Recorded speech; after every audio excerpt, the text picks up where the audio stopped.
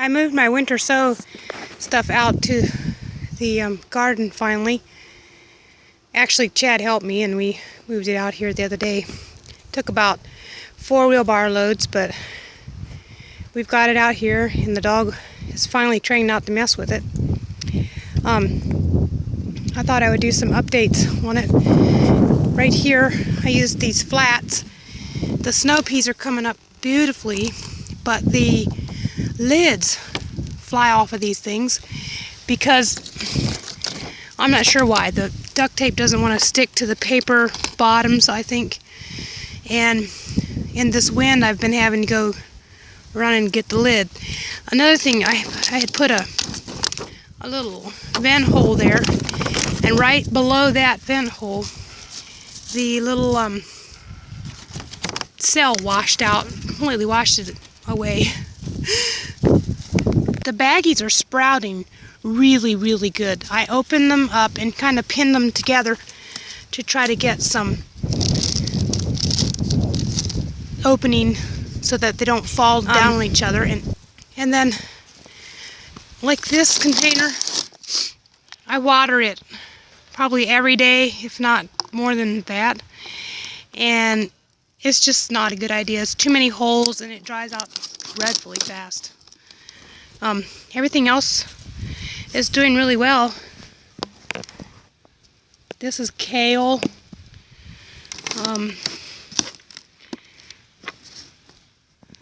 There's something coming up down in there. Not sure what it is even. Oh, a lot of times I noticed that the Sharpie is coming off. This is the little baby leeks. And there's some cabbage. Here's one of the white jugs. It's not translucent at all. And there's cabbage coming up down in there, but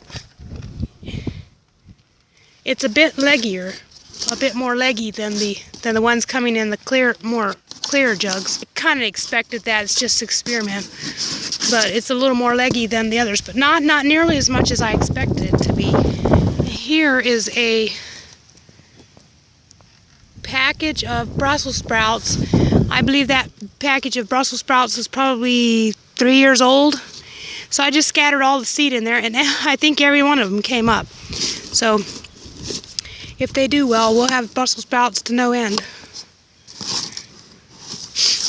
So far, I really, really, really like the rotisserie chicken containers. Down in there, you can see sort of. I believe it's catnip coming, and I grew herbs in here that I was thinking wouldn't get really, really tall because of the headspace in them, but they work really good. They've been great little sprouting containers because they seem to collect heat and hold it a little better than any of the others, even the milk jugs. But I can see where the milk jugs are definitely going to be the way to go because of the headspace they have for the plants that are growing in them.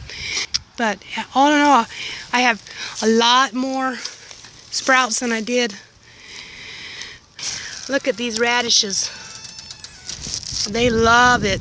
And the carrots are actually coming very nicely. This plastic had fell down on them one day when it was bitterly cold and windy, and the ones that had sprouted froze. But not all of them had sprouted, and now they're just coming up. And then this box had the bright pink lid on in my other video. I took the lid off because the little babies in there were really leggy, and the blackberry starts that were coming were starting to just kind of pale up. I'll show you a little bit what it looks like. The lamb's quarters in there I actually want, but they're really, really leggy. Wheat.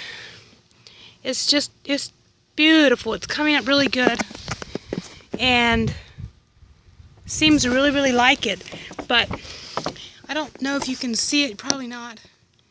But it is touching the top of the touching this dome here already. It's bending over, and these dry out dreadfully bad. I'm gonna have to water them probably every day, if not Here's what I twice a did day. with the Swiss chard that was in this pie plate here. It was already it was just not looking good and just drying out really bad and stuff. So I transplanted some of them into the garden, and I put milk jugs or jugs of some kind down over top of them and put mulch around it to hold them there.